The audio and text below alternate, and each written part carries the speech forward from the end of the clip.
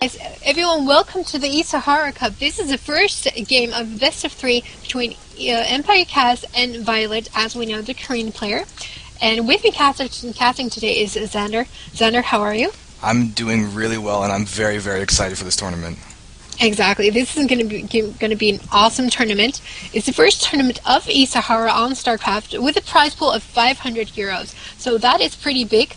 And today we're going to have 3 sets of best of 3s, starting off with Kas from Team Empire against viOLet. Now, viOLet is a really awesome player from Korea. Since recently he's started streaming on Team Liquid, so he's been doing really well. And the first match is going to be, as you can see, guys, it's going to be on Metalopolis. So, Sander, what can you tell us about this map? What do you think about this map? Alright, well, there's a couple really key aspects. One of the really obvious ones is the fact that viOLet knows immediately where Kas is actually spawned. If we take a look at this, we do see that viOLet's gone for a hatchery first, which is great. It's what you want to do in the case of these close spawns where 2 racks could be a threat, but with the gas, that's not going to be happening from Kas. But basically, it's going to be a nice macro map. As you can see, viOLet's going to be able to expand away from Kas, which is perfect. And I'm really excited to see this year macro play, because Kas has some amazing TVZ. Exactly. Now, Empire.Kas is known to be one of the biggest ladder players. Like, he just plays so many ladder games. It's insane, really. If you look at the ladder's stats, he's one of the players who just grinds a lot of games over and over again. He's known to be one of the best Terran players actually in Europe. So we're gonna have one of the best Terran players here against a Korean player, viOLet. Now, viOLet went for hatchery first, which is pretty standard, of course, against Terran. That is very standard. We see the pool is almost done, the extractor as well. Now, one other thing I have to say about this map is Blizzard actually removed close spawn, because close spawn really was not in favor of any races, because you could easily go for an all-Inish attack. Now, that doesn't mean that you cannot go for an all-Inish attack, that they're not viable anymore, because really, on these positions, they're still very strong, but we're going to see what Kas is going to do. Yeah, he's actually going for a reactor to Hellion expansion, which is the most economic way possible by going for the command center before he even starts producing a single Hellion. You can see he's going to have around 200 minerals a second the reactor finishes, so this is a very perfectly timed build order. And there the Hellion's starting now, so you can go ahead and start trying to put some harassment onto viOLet. Notice that viOLet doesn't have any spine cars up in the front yet to really defend himself, so he could actually start taking some damage. It's all going to depend on whether he can get roaches out in time, and looks like he should have no trouble doing that. Just that's a matter of if Kas can be a little sneaky and deal with the lings that are attacking his front at the moment. Yes. We have a couple of roaches coming up for viOLet, so he's going to be perfectly fine against these Hellions. But you know, Hellions are perfectly good for map control as well as harassing. Sometimes Terran players tend to go for 2 Hellion expand, or 4 Hellions, and then going into other types of tech pathing. Now we have 2 more Hellions coming up. viOLet has his roaches actually rallied to the expansion of Empire.Kas, so he might be doing some damage there, but we're going to see a bunker already being built here. Yeah, and also Kas is producing Marauders, so he's going to be well defended against the roaches as they come in. But it's going to be a little bit of a window of opportunity for viOLet to actually get into the main if Kas doesn't lift up that supply depot. But as you can see, these are slow roaches. They can be kited and microed against. Even though the roaches don't take that much damage from the Hellions, it is a very vulnerability for him because of the fact that there is splash damage. But it seems that viOLet will just pull back after forcing Kas to stay inside his base. That is very true. Now, he also saw, of course, the bunker. And usually, roaches against bunkers are not very good because roaches have really slow DPS. So if you can repair the bunker pretty nicely with a couple of SCVs, it's almost impossible for a couple of roaches to take that down.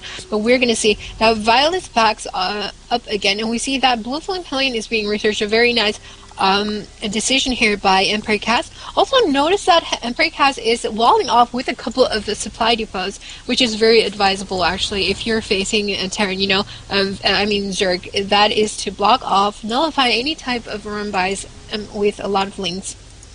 Yeah, but also just take a look at Violet's base. As of right now, there's still not a single spine crawler, and these Hellions could go across the left side of that base and get in, but Violet's got roaches. They are on creep, but he's going to be losing some drones here. There's a couple that are going down right now.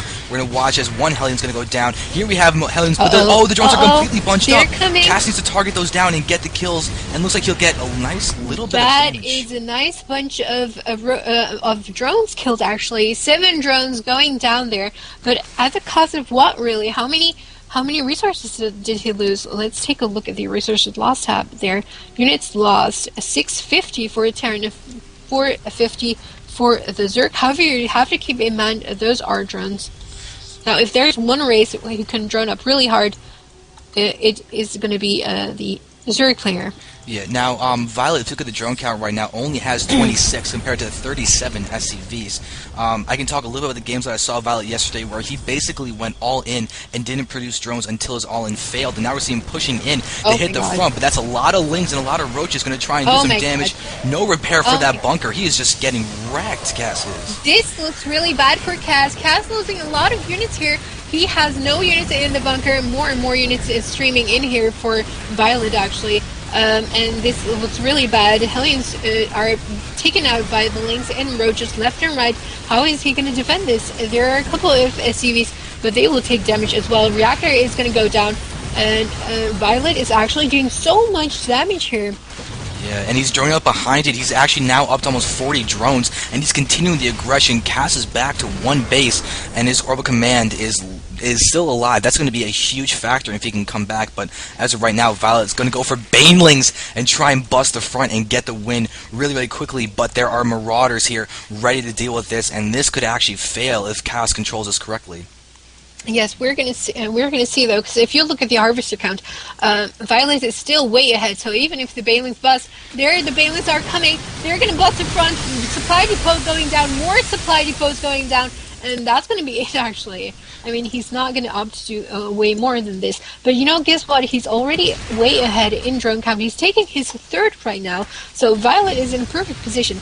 Now, I have to say something about Kas. Kas loves to go for the macro game. He loves to play macro games. But you know, with these type of players, you really need to take the advantage, take the weakest position out of your opponent and use it to your own advantage. And that's exactly what Violet is doing. So perfect play there by Violet.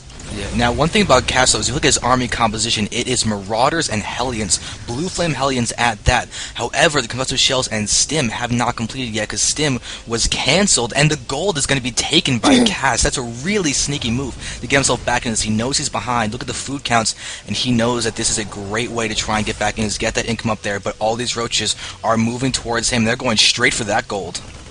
Exactly. They know there's an expansion there. The bunker is not going to be up on time, and this is going to be really dangerous.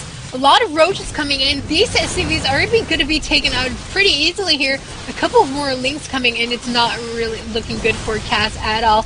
Current supply is almost double the count for Violet, and Violet is doing amazingly well here against Kas. I just don't know how he's going to come back from this. I know, we have trees burning, Manx is going down, and as we're looking at this, there's still no Stim.